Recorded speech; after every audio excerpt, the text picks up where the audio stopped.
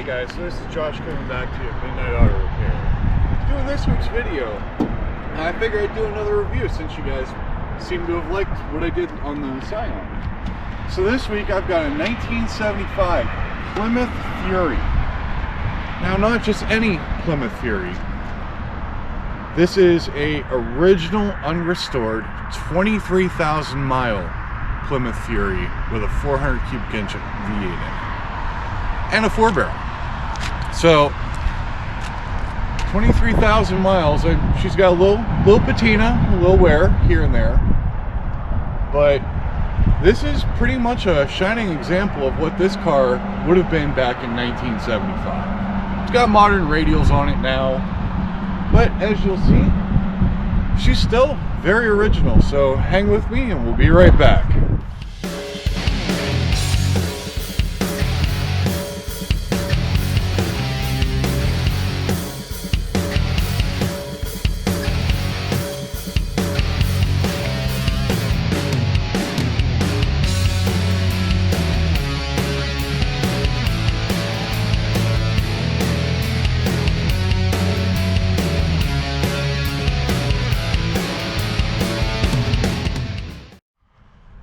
Alright guys, so if you're looking at this and you're seeing the front end, if you've watched the Dukes of Hazzard, you know this front clip actually.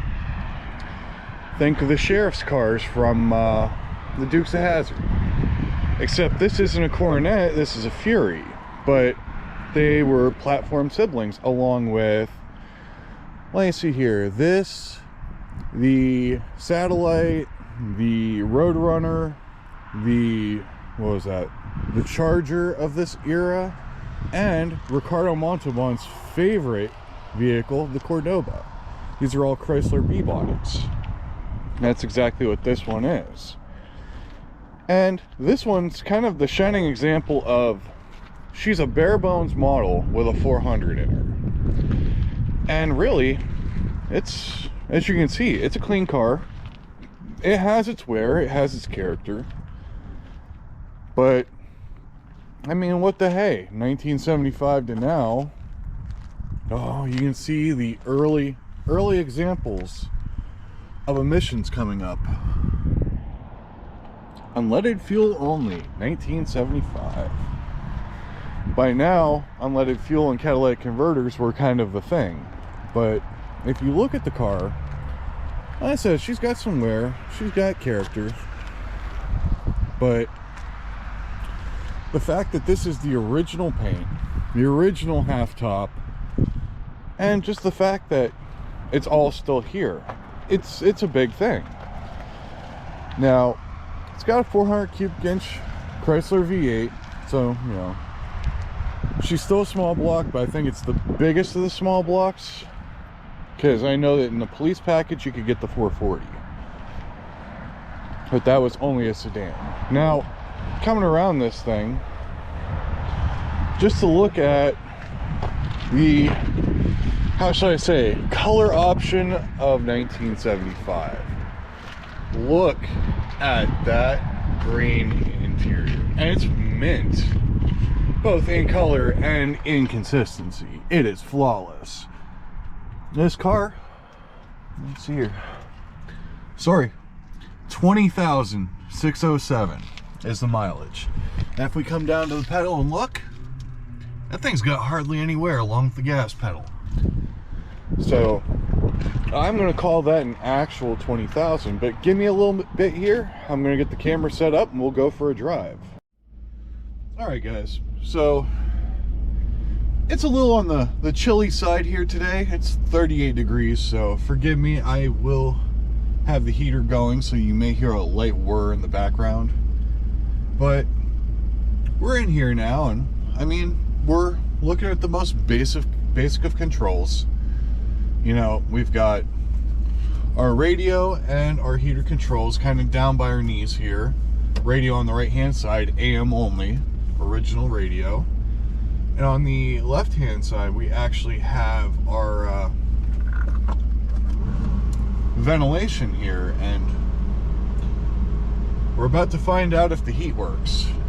I don't think she's warm enough yet for that kind of campaign.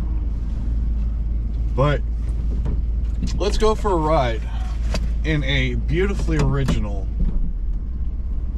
Plymouth Fury with a 400.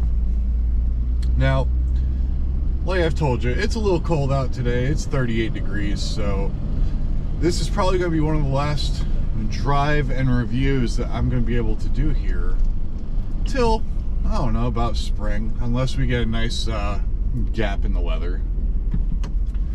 But we're going to do our little test drive route here, and I'm going to talk about this fine car. So, Chrysler B-Body. This is what's considered, I believe, a mid-size car back in 1975. And, you know, back then, Plymouth, I think, was supposed to still at that point be still kind of the entry level, the nice, cheap, you know, car.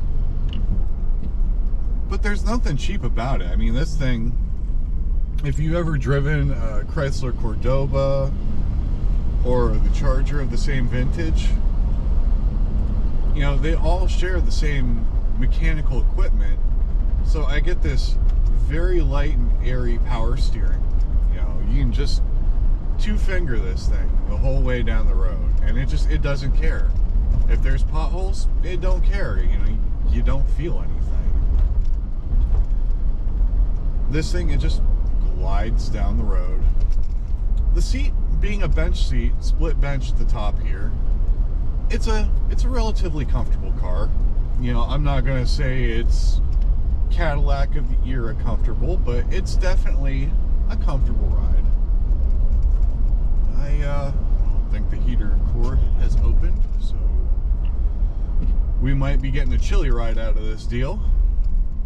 But if you look out the hood, you can actually see the end here. You can actually see your turn signals are on if you're looking down the hood there or out the passenger side. You still have the same thing.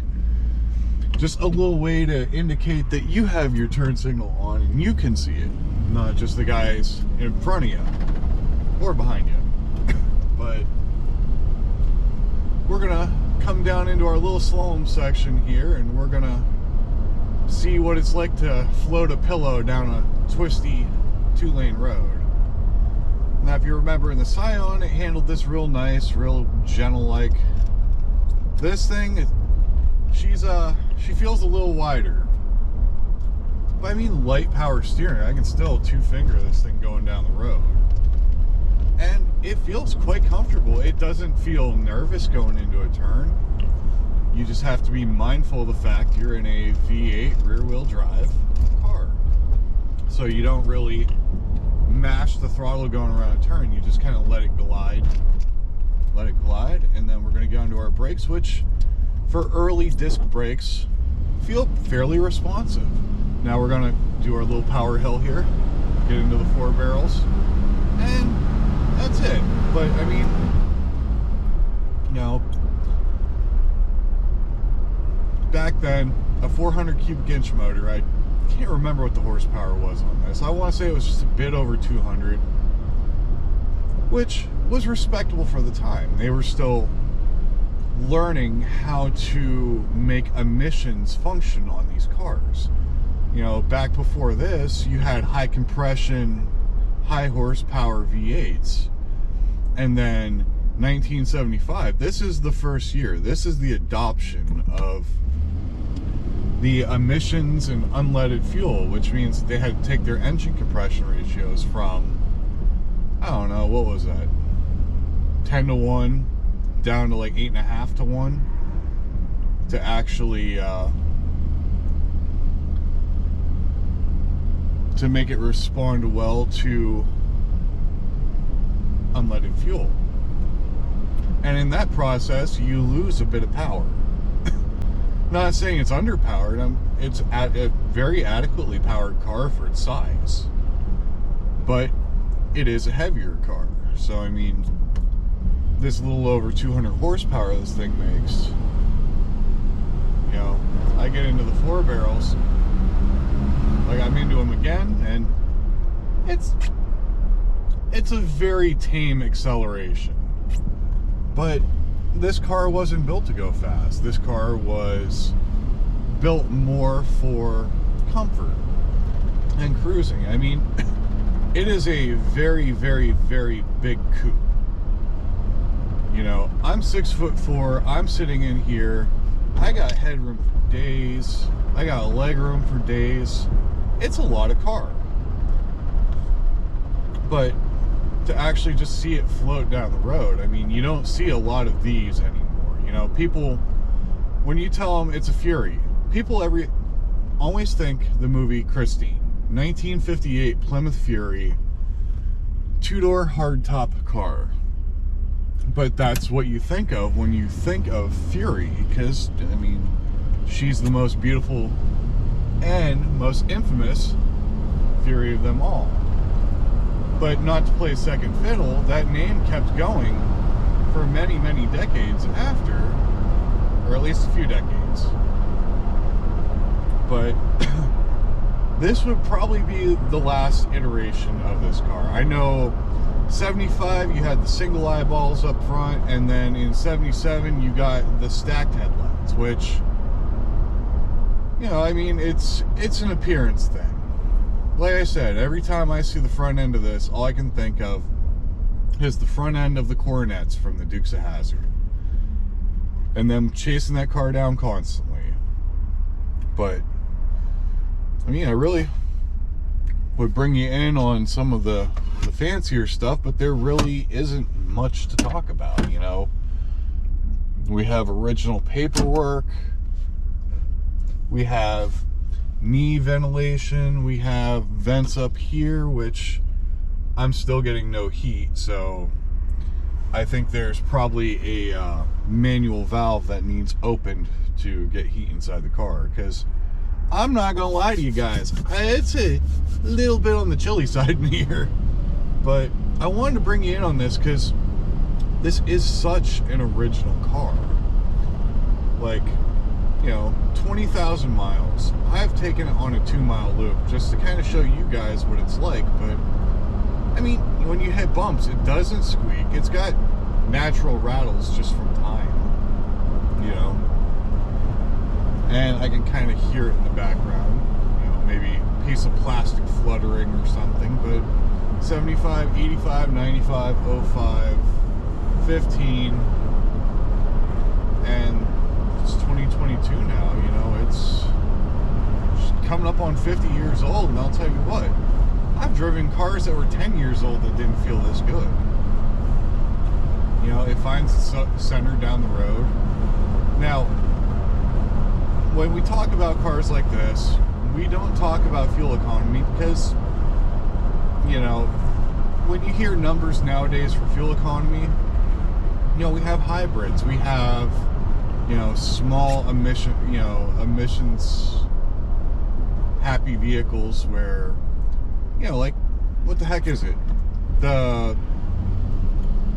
Volkswagens with the TDI, those things were getting 60 to 70 miles per gallon before Dieselgate, of course. But it's one of those things where in 1975, if this thing got 15, 16 miles per gallon, that was good. Life was good, put them out the door. But I can guarantee you with a 400, especially if you were a person that liked to dip into the 4 barrels, probably got about 12. You know, let's be honest. But back then, I mean, 1975, gas crunch time, a car like this probably, when it was sold to somebody who didn't drive far, or they had enough financial ability to understand that at that point the you know, fuel crunch, you know, the gas crunch of 1970s there, they've come out of it, and this is what was there. But the fact that this car has stayed so original for so long, nobody's taken it and cut it up or, you know, done anything bad to it. They haven't modified it. There's no aftermarket exhaust. There's no rumble. I mean, when you get on it, it's a nice, quiet car. And it really does handle well for a small planet. But, you know, what more can I say about this car? It's a very clean original car. It's a very pleasant car to drive. Now, if it weren't, you know, on the verge of snowing, and I could have the windows down, this is a perfect one to take down by the bayfront and cruise. Because that's what this car wants to do. It wants to cruise. This thing will sit there and do 60, 65 mile an hour all day long. Won't think twice of it. Just feed her every now and then, and she'll keep going. But, guys, I wanted to do a video on this car because it's such a clean original car, and I kind of wanted to get a little wheel time behind it and actually get a feel for it. But I appreciate you guys coming with me as always. This is Josh from Midnight Auto saying I hope you guys like, share, and subscribe, because I hope I'm doing stuff that you guys enjoy. But till then, have a wonderful day.